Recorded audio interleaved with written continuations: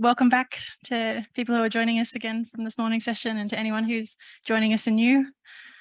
How's the sound? Am I close enough? Okay, getting there. Firstly, I just want to acknowledge the country and where we're meeting here today of the Aranda people. I pay my respects to elders past and present, and to the emerging leaders that are being called on as we move forwards today. My name's Kris. I live on Bundjalung country in beautiful northern New South Wales. I work at the University Centre for Rural Health, and I have the pleasure of introducing you to this afternoon's session. It'll take us up to the end of today's presentation, so we're aiming to finish around 3 o'clock. Let me welcome back to the stage some of the speakers from this morning. So Professor Satiris Badalakis, if you could come and join us up here, with Associate Professor Veronica Matthews again, and also Auntie Linda Ford. Thank you very much. Sure, let's. If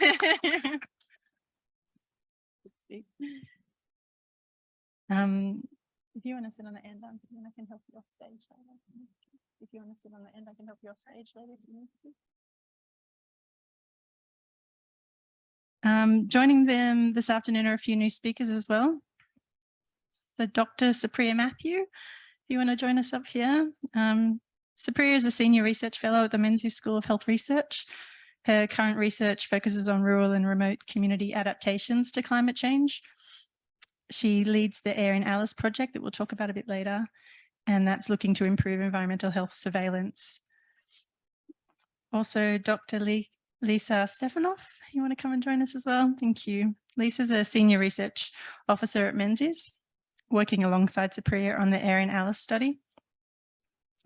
A cultural anthropologist, her diverse skills include work as a media producer, a writer, a social justice activist, and an advocate for NTROs in complex research, which she promises to tell us more about a bit later. Absent today from our team is Professor Krishna Vasandevan, who works at the Department of Electrical Engineering at the Indian Institute of Technology in Madras. So his expertise is on power electronics for renewable energy and looking at microgrids. Unfortunately, we'd hoped that our Indian counterparts would be here to talk together today about our work, but unfortunately that wasn't able to be. We do have some recordings of Professor Krishna that we'll show you today, and also we aim to deliver some of this information further down the track, likely through online webinars, etc. We are, though, very grateful to have Professor Clive Sabel joining us here today. Clive is, if you want to come and join us up on the stage, is a professor in public health at the University of Canberra, working as a spatial data scientist, looking at the interactions between spatial data, informatics, health, and the environment. So we'll be hearing about 3 really interesting and current projects for this afternoon's sessions, starting with the Clean Energy for Heal project, the Healthy Air project, and also the Air in Alice that some of you might be aware of already. So just a big thank you to all of our speakers for this afternoon, and I'll invite Auntie Linda up to begin talking through the first project, which is looking at clean energy uptake in communities. Thank you.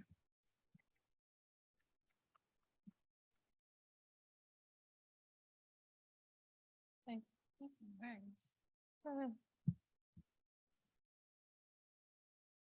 I'm not take my mask off. Okay. So, clean energy, and here we are with all our masks on again. Clean energy for HEAL was an initiative by Professor Badalakis, and being invited onto the project was quite significant in terms of the work that's been done in our space at the Northern Institute and with Menzies, and Supriya and I work in that space, have done with other colleagues at CDU for a number of years. So I guess you've worked this out now that I'll work in a very multidisciplinary field for my research projects. So my background is basically primary school teacher back in the 80s in Victoria, and moved back home to bachelor and got into higher education, and that's where I've been ever since. And taught undergrad teacher education, pre-service teachers, and then moved into 100% research. So that's what's led me here now to work with all these amazing people, which is quite a privilege, I must say.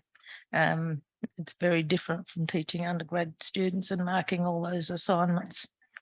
If you're an academic and you're just teaching, you'll understand what I'm talking about. So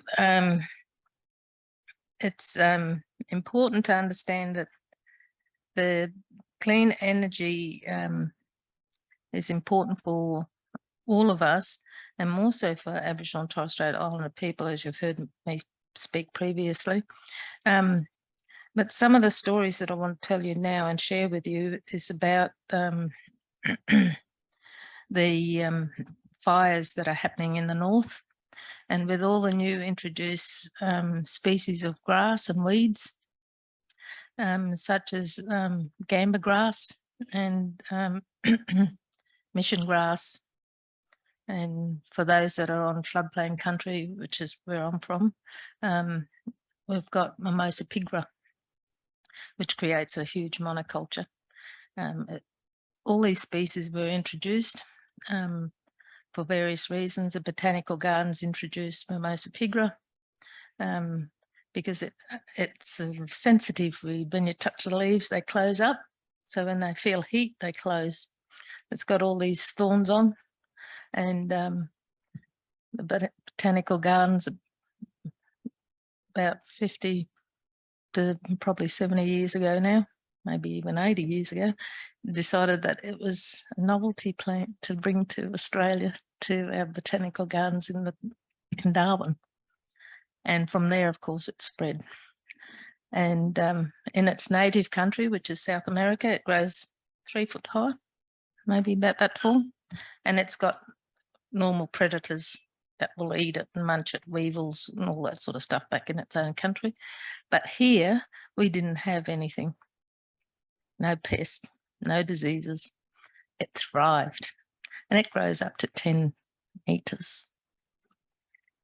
It's very tall, it's very dense. The seeds, there's thousands of seeds per plant. And guess what? We're on floodplains and the seeds float. So it just spreads all over the floodplain. It costs thousands and thousands of dollars. And you have to manage it every year. The life of a seed is 44 years. That was 20 years ago. Now they've worked out that it's a lot longer. So that's mimosa pigra. It will spread everywhere. And so we've worked out a way to manage that, and we had a control program for that. DPI introduced some weevils, some molds, and some moths, the paludata moth, for example. And they've slowly reduced the mimosa. But initially we used burning, bulldozing, all the really big intervention and stuff. But now and spraying. So we use a lot of aerial spraying.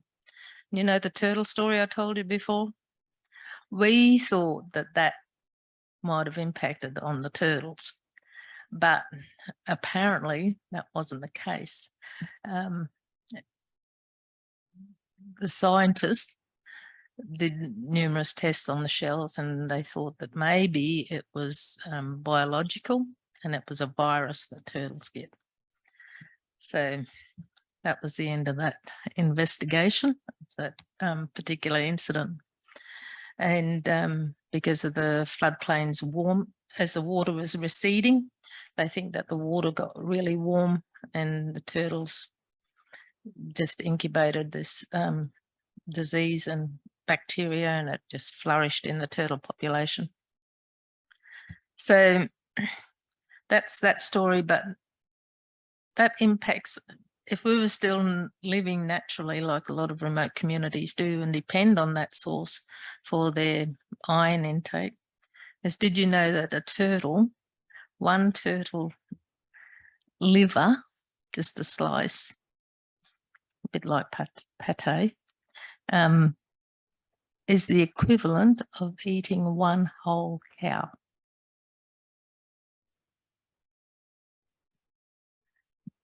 That's a scientific fact. So, and the scientists, when they first started talking about what the significance of a turtle was to me, I said, well, I've always been told that when we were little, if you're sick, you eat one of those and you'll get better in no time. And the scientists worked out that was why, because of the iron content and protein. Excellent protein, low cholesterol, all the good things. And their habitat is natural.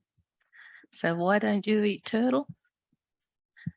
That might be one of the things on our future menu in the restaurants or in the shopping centre. I don't know, maybe it will have less impact than primary industry in the cattle industry, Richard. So, you know, these things are worth considering in terms of managing our environment and clean energy, and the proficiency of how we change our thinking about how do we manage our environment better and what we've got in our resources to be able to reduce our impact on climate change. The other things that I talked about were gamba grass and mission grass. Those two grasses were introduced. The impact of those are horrendous, not only on homes that are in danger, particularly at this time of the year. Most of you, if you live in the territory, understand that we have a early burning, and then we have a sort of mid-burning period, and usually Bushfire Council look after that. But there are some people that love to just throw a match or a cigarette out the window, just not even thinking about the dangers of what's happening. And next minute, the whole show's up in smoke. And the smoke just doesn't impact, the fire doesn't impact just there, but the smoke goes up for, I'm not quite, I can't remember the facts about how high the smoke rises, but it's quite high. And this smoke is quite acrid, is the term. And if you're an asthmatic, it has a huge impact on your respiratory system. And I'm a chronic asthmatic. So every time it's bushfire season, everything gets locked up and the air conditioner gets put on. I hate doing that, but if I'm going to stay healthy, that's what I have to do. Otherwise, it's up to A&E at the RDH for half a day at least to get treated. And usually at this time of the year when the fires are on, guess what? The hospital's full of people that are suffering from smoke pollution. And now we've got an app that actually tells us what the air pollution is doing in Darwin.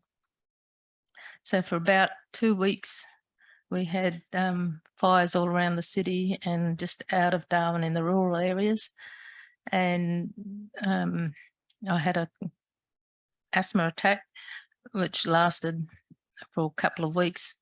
But as the smoke got more and more blacker, it looked quite thick around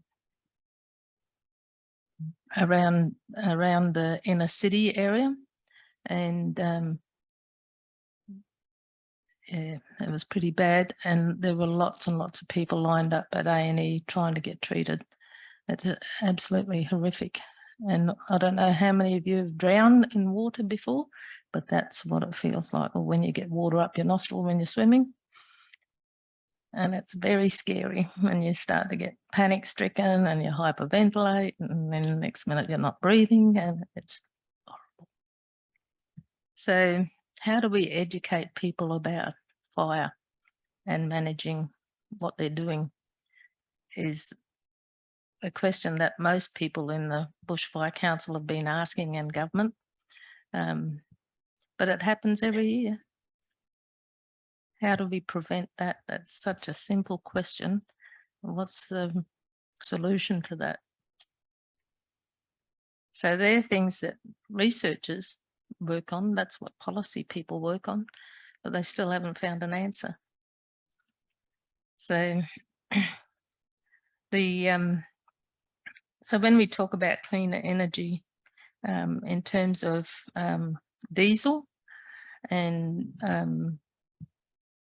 solar energy in communities, running those diesel generators in the communities can be hazardous.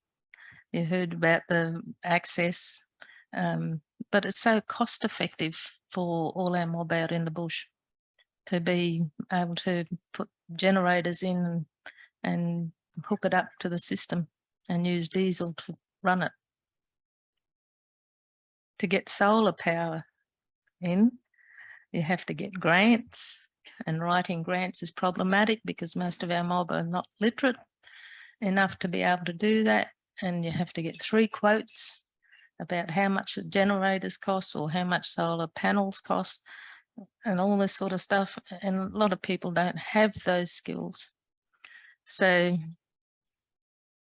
some people have said, well, and back in the day we used to have ATSIC. Today we've got NIA, and that's a different way of accessing funds, but it's not as, should I say, easily or readily available these days. You have to have a track record as an organisation to apply for those funds. And you have to be registered with the Office of Research, not Office of Research, the ORIC, Office of the Registrar of Indigenous Corporations. So, and how do a lot of little remote communities get that? It's a 31-page application to register a corporation under the ORIC. So there's all these hoops that you have to jump through to do all these things to make Aboriginal people's lives healthy on country. So I might stop there and hand over to Satoris. Thank you.